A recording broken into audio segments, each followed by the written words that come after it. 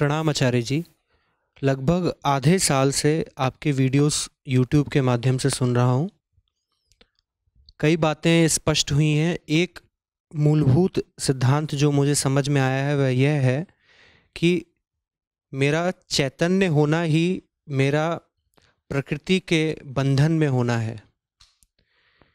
इस बंधन के कारण ही सुख व दुख का अनुभव करता हूँ और इस बंधन के कारण ही मैं जो हूँ वो अभी खुद को मानता हूँ।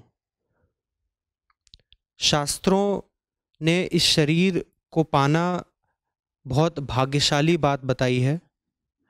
मेरा प्रश्न आचार्य जी यह है कि यदि यह शरीर प्राप्त करना भाग्यशाली होना है तो किस तरीके से इस शरीर का इस्तेमाल करके मैं अपने आपे को जान सकता हूँ और इस पथ की साधना क्या होनी चाहिए?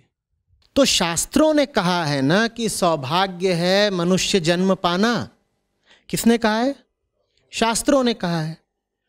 तो मनुष्य जन्म पाना फिर सौभाग्य भी सिर्फ उन्हीं के लिए है जो शास्त्रों को पढ़ रहे हैं।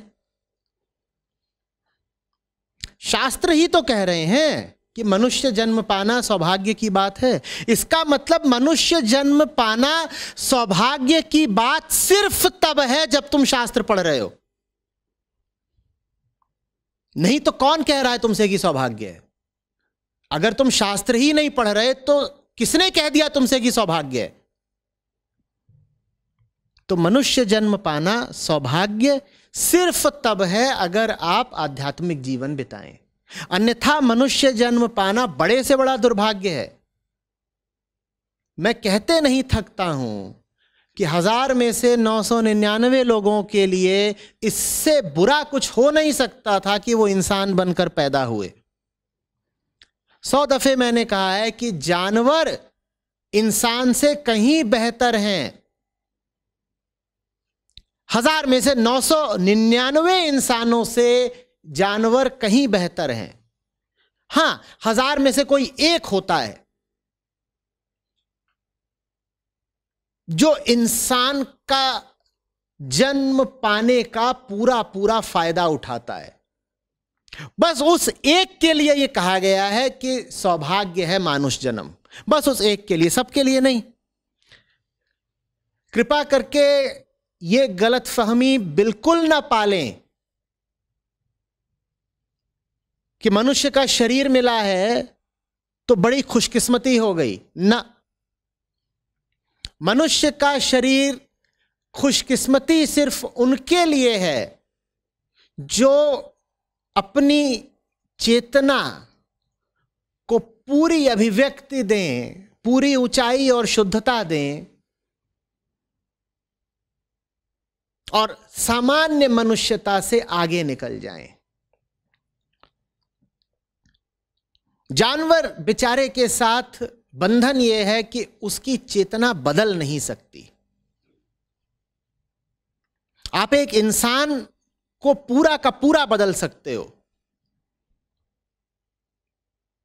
पूरा का पूरा बदल सकते हो माने बेहतरी के लिए भी बदल सकते हो और बुराई के लिए भी बदल सकते हो। उसका उत्थान और पतन दोनों संभव है। इंसान की चेतना बदली जा सकती है। पशु की चेतना बदली नहीं जा सकती। आप बिल्ली को कोई भी ज्ञान दे दीजिए, वो म्याऊं ही बोलेगी। आपने कभी कोई गिरी हुई बिल्ली नहीं देखी होगी जिसे अदालत सजा दे, या देखी है? ना आपने कोई बहुत आदर्शवान और आध्यात्मिक और तेजस्वी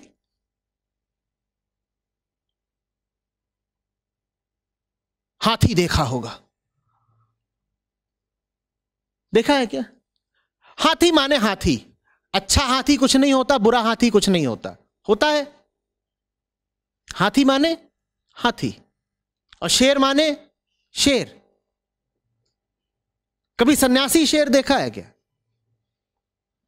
या कभी पापी शेर देखा है? कभी कहोगे आ गया दुष्ट अजगर। अरे अगर ये दुष्ट अजगर है तो साधु अजगर कौन सा होता है? अजगर माने अजगर। आदमी के पास संभावना है कि वो बदल सकता है, ऊपर की तरफ भी और नीचे की तरफ भी। 1000 में से 999 लोग किधर को बदलते हैं? नीचे की तरफ। इसीलिए मनुष्य जन्म पाना ज्यादातर लोगों के लिए बड़ा दुर्भाग्य है। इससे अच्छा होता कि हम कुत्ता बिल्ली बनकर पैदा होते, कम से कम उठते नहीं तो गिरते भी नहीं। अभी तो यह हुआ है कि उठना तो दूर रहा, गिर और गए।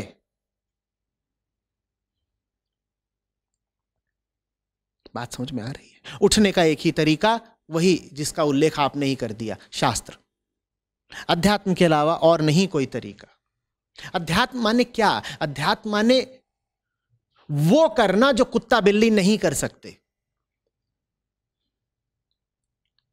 अच्छा बताइएगा, घर जानवर बनाते हैं कि नहीं बनाते हैं? अपने लिए बनाते हैं।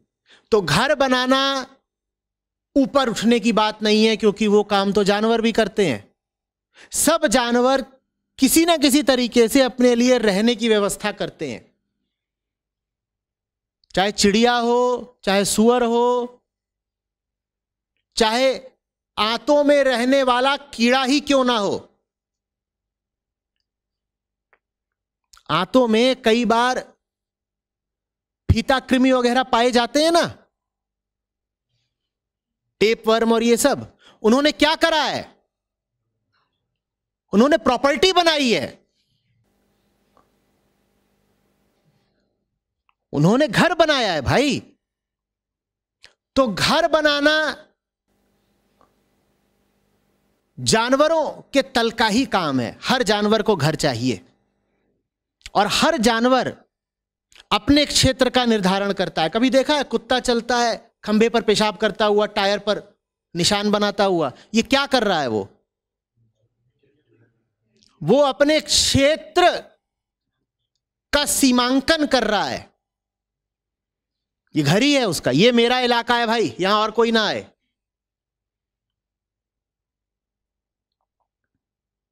यहां बाहर खरगोश रहते हैं, इनके पास भी अगर कोई नया आ जाता है तो उसको परेशान करते हैं, काटते वाटते हैं। हमारे इलाके में तुम कैसे आ गए? मेरे अंगने में तुम्हारा क्या काम है?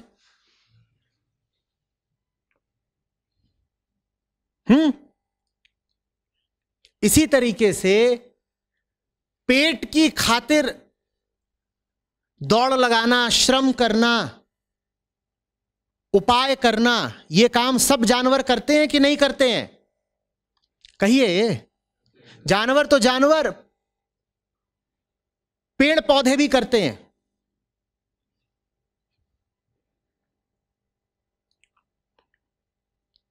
ऐसे ऐसे फूल होते हैं जो खिले रहेंगे खिले रहेंगे, और उनमें एक छोटा कीड़ा आके बैठ गया, फूल बंद हो जाएगा और कीड़े को पचा लेगा अपने में।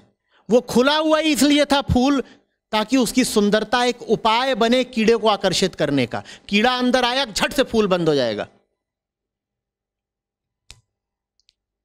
और कीड़े को पचाने की क्रिया शुरू हो जाएगी। तो घर बनाना मनुष्य को पशुओं से अलग नहीं करता। पेट के लिए सुबह से शाम तक दौड़ धूप करना, यह भी मनुष्य को पशुओं से अलग नहीं करता। मादाओं के पीछे भागना या नर की तलाश करना, यह सब पशु करते हैं कि नहीं करते?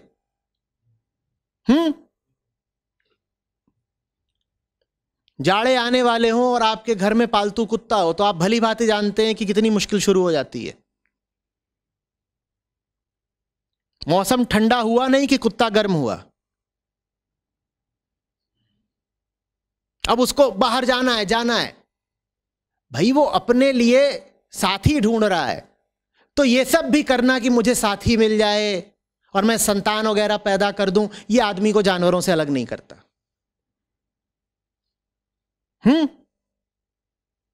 साथी का चयन करना, उसके बाद कुछ समय के लिए ही सही घर बसा लेना, और संतानोत्पत्ति करना, यह भी जानवरों के ही तल का काम है, बिल्कुल पशु वाली हरकत है। यह करके भी मनुष्य जन्म सार्थक नहीं हो गया, यह करके भी हम जानवर ही रह गए। ये हुए जानवरों के तल के काम, रोजी रोटी का जुगाड़, आश्रय का जुगाड़ और संतानोत्पत्ति। इसके साथ साथ और भी चीजें होती हैं जो जानवरों में पाई जाती हैं, जैसे कि ईर्ष्या और डर। घर में एक कुत्ता हो, दूसरा आ जाए, शुरू में दोनों में क्या चलती है? खटपट चलती है ना। जंगलों में अक्सर होता है, एक शेर ने दूसरे शेर को मार डाला। क्यों? क्योंकि वो उसके इलाके में प्रवेश कर गया था। तो ये सब जो साधारण भाव होते हैं, जिनको हम कहते हैं ये तो आदमी के नेचुरल इमोशंस हैं, ये जिसको हम नेचुरल इमोशन कह करके पल्ला झाड़ लेते हैं, ये सब जानवरों की बातें हैं। देखा है, दो पशु आमने सामने हो तो कैसे एक दूसरे को दांत दिखा के गुर्राते हैं, और जब आमने सामने होते हैं तो उनकी शक्ल विकृत हो जाती है। कुत्तों को लड़ते देखा है कभी? वो अपने दांत दिखाने लगते हैं। सांप जब सामने आता है तो ऐसे चौड़ा हो जाता है, अपना आकार बढ़ा लेता है, तो आपको लगता है अरे बाप रे और कितना बड़ा सांप है। तो ये सब भी कि क्रोध दिखाना, किसी को परेशान कर देना, या किसी को पीछे छोड़कर आगे निकल जाना, प्रतिस्पर्धा करना, ये सब भी जानवरों के ही काम है। ये करके भी हम जानवरों से अलग नहीं हो गए। ये जानवरों के तल के काम थे। अब जानवरों से भी नीचे के काम कौन से हैं जो जानवर करते ही नहीं पर आदमी करता है?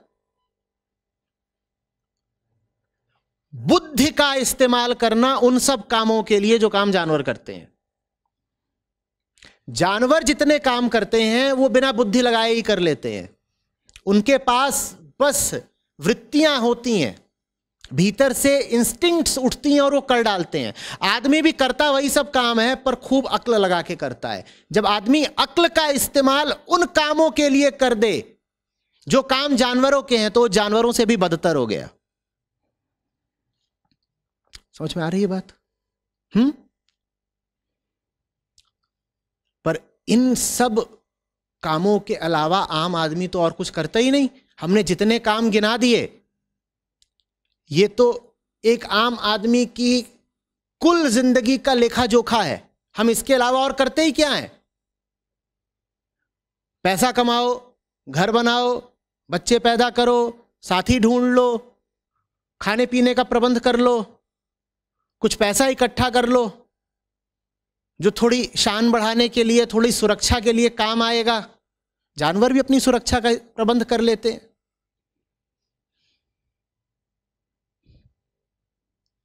एक ही काम है जो कुत्ते बिल्ली नहीं कर सकते। उसी काम के लिए आप सबका जन्म हुआ है। कृपया कुत्ते बिल्ली वाले कामों में ही लगे रहकर जीवन बर्बाद न करें।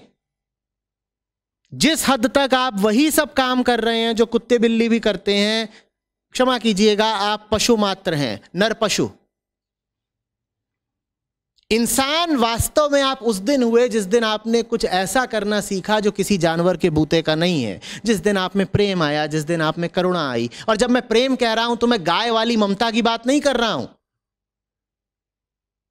कि आप कहें कि देखो जैसे गाय और बछड़े का संबंध होता है वैसे ही मेरा और मेरे चिंटू का है।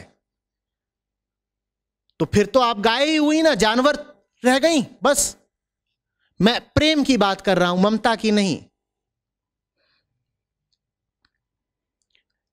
प्रेम सीखें तो जानवरों से अलग हुए, बोध उठे तो जानवरों से अलग हुए।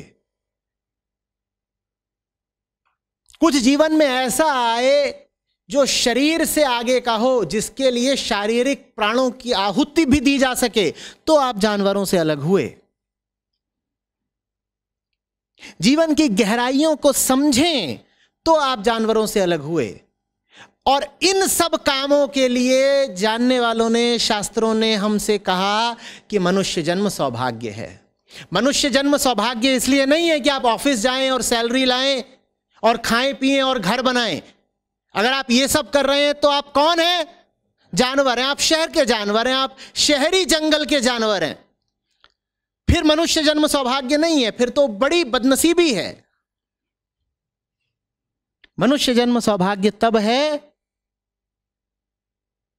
जब कुछ इतना ऊंचा कर पाए जो पशुता के द्वारा नहीं हो सकता। उसी का नाम अध्यात्म है। और अध्यात्म कोई ज्ञान भर की बात नहीं होती, किन्हीं बंधी बंधाई क्रियाओं का नाम नहीं होता। अध्यात्म जीवन की गहराई का नाम है। अध्यात्म जीवन को सही केंद्र से जीने का नाम है। जो ऐसा कर गया मात्र उसका ही जन्म सार्थक है, बाकियों का नहीं। बाकियों ने तो जीवन बस व्यर्थ गंवाया, यूं ही पैदा हुए बेकार।